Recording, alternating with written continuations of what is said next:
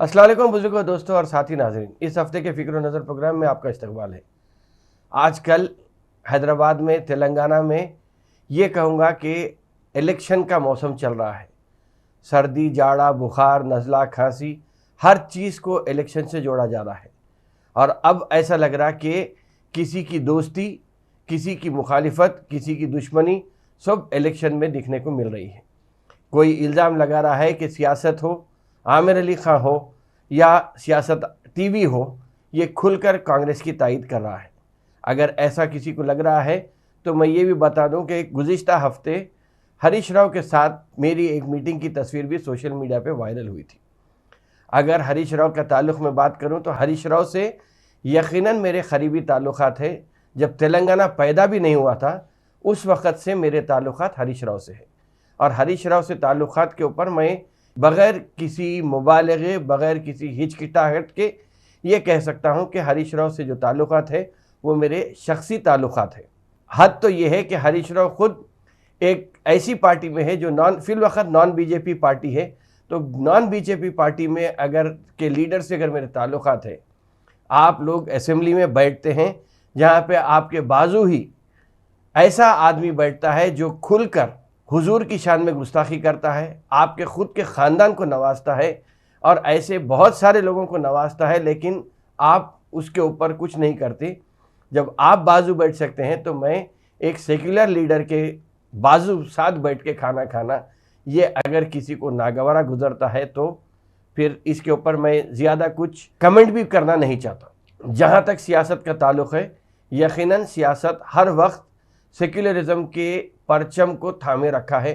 और आज अगर कोई सेक्युलर पार्टी का या नॉन बीजेपी पार्टी, ख़ास तौर पे नॉन बीजेपी पार्टी में ये कह रहा हूँ क्योंकि बीजेपी के लीडरों को घर पे बुलाकर भी लोग सेक्युलरिज़म का या मुसलमान होने का दावा करते हैं, लेकिन उन्हें घर पे बुला के खाना खिलाने से कोई उज़र तक पेश नहीं करते। मैं अगर सेक्युलर लीडर से दोस्ती रखता हूँ, सियासी जमातों में अगर कांग्रेस के भी लीडरों से मेरी दोस्ती है तो कांग्रेस के लीडरों से दोस्ती है। आप कभी पलट के ये नहीं कह सकते मेरी दोस्ती ऐसे बीजेपी के लीडरों से है या ऐसे फ़िरका परस्त लीडरों से है, तो फिर आप शायद ढूंढते रह जाएंगे, ऐसी कोई आपको नज़ीर नहीं मिलेगी।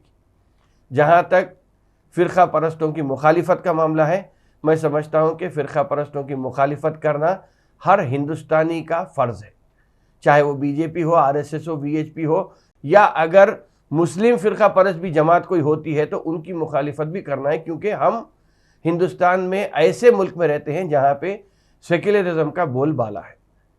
इन सब चीज़ों में अगर देखा गया तो ये ज़रूर कहूँगा कि बीजेपी के बारे में ये ज़रूर कहना पसंद करूँगा कि मैं अब बीजेपी के ताल्लुक़ से क्या बात करूँ।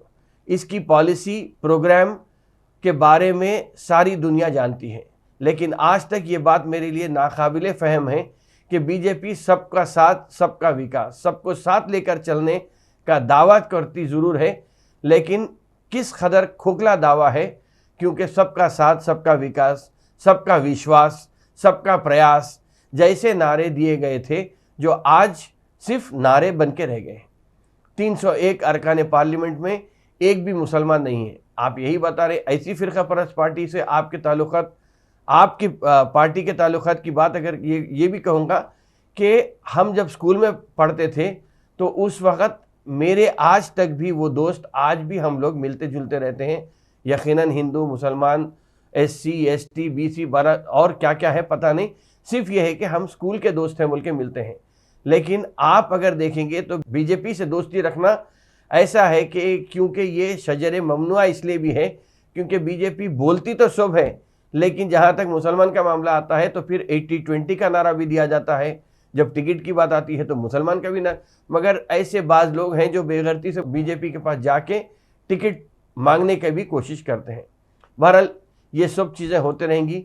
राज्यसभा के 94 अरकान में भी एक भी मुसलमान आज बीजेपी में नहीं है। मोदी जी की काबीना में भी एक भी मुसलमान नहीं है, अगरचे कि स्मृति ईरानी को माइनॉरिटी मिनिस्ट्री दी गई है। लेकिन अब अगर तेलंगाना की ही बात करेंगे तो बीजेपी में भी एक भी उम्मीदवार को अभी फ़िलवक़्त टिकट नहीं दिया है, ना बीजेपी उतरने वाली है। सिर्फ तेलंगाना नहीं, राजस्थान, मध्य प्रदेश, छत्तीसगढ़ और मिज़ोरम में भी ऐसा ही कुछ मंजर दिखता है। वहाँ पर भी तो ऐसे हालात में मेरी दोस्ती को लेकर अगर किसी को एतराज़ होता है, या अगर कोई ये सोच रहा है कि आमिर अली खां का वीडियो या आमिर अली खां के अखबार को, आमिर अली खां को कांग्रेस से जोड़ के हरीश राव से दोस्ती को तोड़ने में ये उनके लिए मददगार साबित हो सकता है, तो वो अपनी जी तोड़ जान तोड़ कोशिश कर ले। लेकिन जो ताल्लुकात है वो हरीश राव को भी मालूम है कि मेरे ताल्लुकात उनसे कैसे हैं और उनके ताल्लुकात मेरे से कैसे हैं, मेरे को ये बखूबी उसका अंदाज़ा है। बहरहाल सेक्युलरिज्म की बात है या सेक्युलरिज्म को लेकर ही बात करेंगे, तो मैं ये कहूँगा कि जहाँ तक मेरे अखबार का या मेरी पॉलिसी का मामला है, मैं यही कहूँगा कि जो आदमी मुसलमानों को गरीबी से ख़रीब करता है वो मुसलमानों का दुश्मन है, चाहे वो मजलिस हो, चाहे कांग्रेस हो, चाहे टीआरएस हो। मैं ये चाहता हूँ कि मुसलमानों की तरक्की हो। इलेक्शन में जो ज़्यादा मुसलमानों के वास्ते भले ही वादा करता हूँगा और 5 साल में क्या करना है क्या नहीं करता है वो भी देखेंगे, लेकिन अगर कोई मुसलमानों की भलाई की बात करता है तो और सेक्युलर है तो मेरे उनसे ताल्लुकात यकीनन बने रहेंगे और बने भी रहना चाहिए। अगर हम इस्लाम की बात करते हैं, हमारा दीन तो इस्लाम है, अगर इस्लाम की ही बात करेंगे या एक हदीस का मफहूम यह है कि तुम में से बेहतरीन शख्स वो है जिसके अखलाक बेहतर है। तो ऐसे अहादीस भी हमारे पास रहने के बावजूद भी अगर मैं किसी से मिलता हूँ, किसी को एतराज़ होता है, तो ये सब अपनी चीज़ है। अगर हम इस्लामी तालीमात के मुताबिक अच्छे अखलाक का मुजाहरा करते हैं तो ये कह देना कि आप फ़लाँ की तायीद कर रहे हैं, फ़लाँ की मुखालिफत कर रहे हैं, बिल्कुल गलत है। मैं सिर्फ़ और सिर्फ मिल्लत और मिल्लत के मफादात की तायीद करता हूँ। ये ज़रूर कहूँगा कि मेरे लिए मेरे पहले तो मिल्लत का मामला है, दूसरी चीज़ ये है कि अखबार का हर खारी मैं समझता हूँ कि मेरा ख़ानदान का एक हिस्सा है और मैं उनकी हिमायत करना मेरा फ़रीज़ा समझता हूँ। और यही फ़रीज़े के तहत आज हम अगर आगे बढ़ रहे हैं तो इसी फ़रीज़े, इसी फार्मूले के ऊपर हम अमल करते हुए आगे बढ़ रहे हैं। माशी एतबार से मुसलमान कौम ताकतवर हो, तालीमी एतबार से मुसलमान कौम ताकतवर हो, और सियासी लिहाज से भी अगर हम पसमानदा ना रहें तो ये इससे बेहतर मुस्तकबिल का ज़ामिन मैं समझता हूँ कि कुछ नहीं हो सकता। हाँ, एक और बात अगर मैं कहूँ तो स्कूल के ताल्लुक़ से ये कहूँगा कि स्कूल में जब हम पढ़ते थे तो उस वक्त हमें ये अंदाज़ा नहीं था कि हिंदू तबके में भी जो ज़ात पात का चलन है वो तक भी हमारे को अंदाज़ा नहीं था। यकीनन तेलंगाना बनने के बाद ये मालूम हुआ कि मेरे दोस्तों में भी कोई रेड्डी है, कोई राव है, कोई वेलमा है, कोई कम्मा है, कोई एससी है, कोई बीसी है। बहरहाल इन सब चीज़ों की जो बात है ये मैं समझता हूँ कि स्कूल से पढ़ के निकलने के बाद, बल्कि तेलंगाना के बनने के बाद ही ये सब चीज़ मुझे मालूम हुई। अगर मेरे ताल्लुकात जगन से हैं तो जगन मोहन रेड्डी यकीनन मेरे साथ पढ़ा है, आज चीफ मिनिस्टर होगा, लेकिन बचपने से तो साथ पढ़ा, तो मेरी अच्छी दोस्ती है उनसे भी। उससे ये तो नहीं साबित होता कि मैं जगन मोहन रेड्डी की अंधाधुंध तायीद कर दूंगा। यकीनन दोस्ती अपनी जगह है, दोस्ती अपनी जगह है, सहाफ़त अपनी जगह है, सहाफ़त का पेशा अपनी जगह है, और जो कौम से तवक्कुआत हैं या कौम को मेरे से जो तवक्कुआत हैं उसके ऊपर सहाफ़त अपनी ज़िम्मेदारी के साथ अमल करते रहेगा। खैर, बहरहाल ऐसे बातें तो बहुत सारी होती रहेंगी, ये चीज़ तो चलते रहेगी। अब इलेक्शन में और 12 दिन 13 दिन बाकी रह गए हैं, तो ये ऐसे कहानियाँ, क़िस्से, बहुत सारी चीज़ें तो और कितने कहानियाँ बन के आगे निकलेंगी ये तो देखना है। बहरहाल फ़िल वक़्त के लिए मैं यही बात कह के यहाँ ख़त्म करूँगा। लेकिन दूसरी बात जो है कि सबसे अहम बात है, 5 रियासतों में जारी इंतखाबी अमल बतदरीज तकमील की सिमत रवा दवा है। कांग्रेस और बीजेपी में बाज़ाब्ता तौर पे रास्त मुकाबला है और बालादस्ती की जंग चल रही है। मिज़ोरम में वोट डाले जा चुके हैं और बाकी मध्य प्रदेश और छत्तीसगढ़ और राजस्थान में भी ये अमल अब इसमें ख़त्म हो जाएगा। लेकिन ये ज़रूर है कि आज सारी रियासत मध्य प्रदेश की 230 नशिस्तों पे और छत्तीसगढ़ की 90 नशिस्तों के ऊपर निशाना टाके हुए है। इसके साथ साथ राजस्थान भी बहुत इम्पॉर्टेंट कहाँ मिले, इम्पॉर्टेंस इसलिए भी है राजस्थान की, अगर 5 रियासतों में बिलफर्ज कांग्रेस जीत जाती है तो इसके जो इम्पैक्ट 2024 के जनरल इलेक्शंस में पड़ने वाले हैं वो ख़ास तौर पे मरकज़ी हुकूमत के ऊपर बहुत ज़्यादा असरअंदाज हो सकते हैं। इंतखाबी मुहिम मुकम्मिल हो चुकी है। पूरी शिद्दत के साथ सियासी जमातों ने और उम्मीदवारों की जानिब से इंतखाबी मुहिम चलाई गई। राय दहिंदों पर असरअंदाज होने की काफ़ी कोशिश की गई है। किसी भी जमात से कोई कसर बाकी नहीं छोड़ी। हर कोई अपनी ताकत के हिसाब से काम किया है। आवाम को रुझाने की और इनकी तायद हासिल करने की जो कोशिश अनथक कोशिश की है, हर कोई एक दूसरे पर सबकत ले जाने की कोशिश किया है। ऐसे ऐसे बयानात दिए गए जिनका इंतखाबात से कोई ताल्लुक़ नहीं रहा। बीजेपी की जानिब से लम्हे आखिर में शायद शिकस्त का खौफ था, जो लम्हे आखिर में मजहबी जज्बात को भी कभी इस्तेसाल किया गया।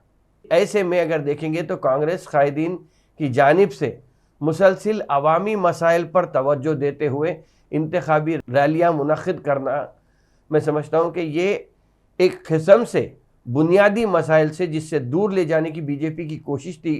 पूरी मध्य प्रदेश, राजस्थान और छत्तीसगढ़ में ख़ास तौर पे वहाँ पे कांग्रेस ने जो बुनियादी मसाइल उठाए हैं वो अगर आवाम तक या आवाम के दिल के करीब पहुँचते हैं तो फिर यहाँ पे बीजेपी का सफाया बिल्कुल तय दिखाई देता है।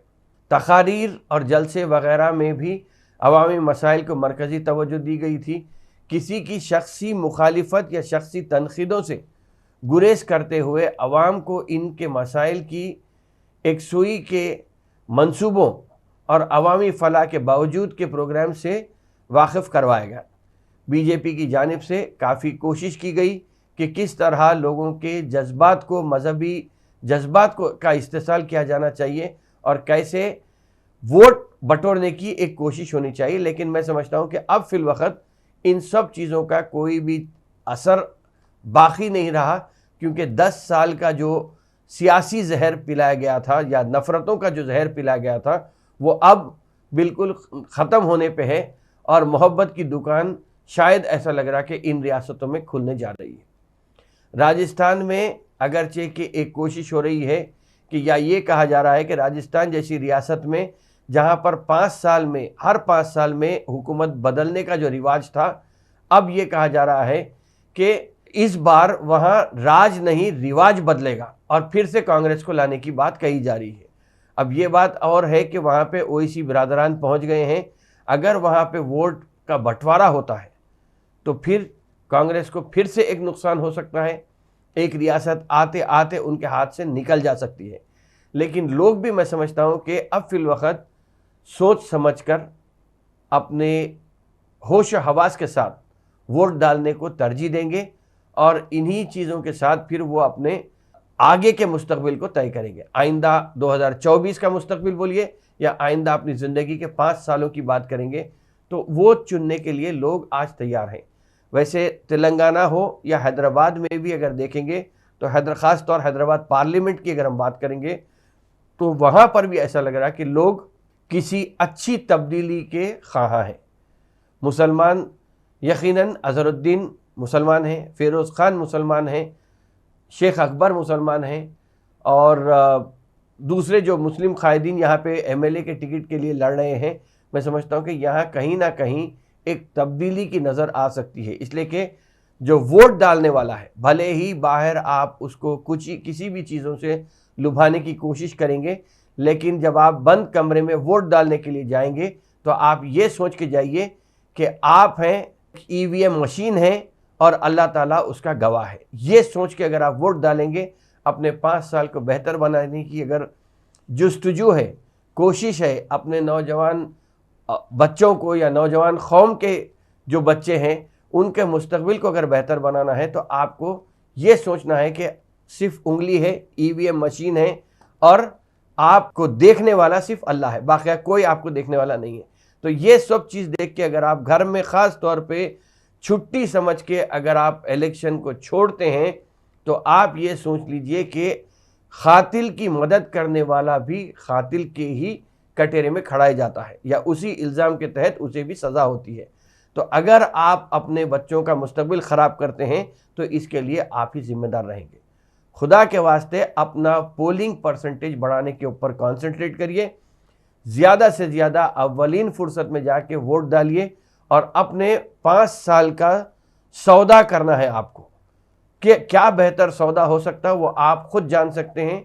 आज के 500 रुपये 1000 रुपये से बेहतर है या 5000 रुपये से भी बेहतर है, या ये कहूँ कि मुनगुड़ इलेक्शन में जो 1 तोला सोने की बात थी उसके एवज में अपने 5 साल, अपने बच्चों के 5 साल ख़राब करने को अगर आप तरजीह देते हैं तो अगर वो बेहतर समझते हैं तो वो आपका इख्तियार है, आपका फैसला है। बहरहाल वोट बढ़ाना है और सही जगह पे वोट का इस्तेमाल होना ज़रूरी है। बहरहाल ये सब चीज़ें हैं, इंशाअल्लाह ताला आइंदा हफ्ते इलेक्शन से और क़रीब आ जाएंगे तो और इलेक्शन की या सियासी बातों पे फिर बात करने की कोशिश करूँगा। तब तक के लिए इंशाअल्लाह ताला आइंदा हफ्ते के लिए इजाज़त दीजिए। आइंदा हफ्ते फिर मुलाकात होगी, फिर बात होगी। शुक्रिया, खुदा हाफ़िज़।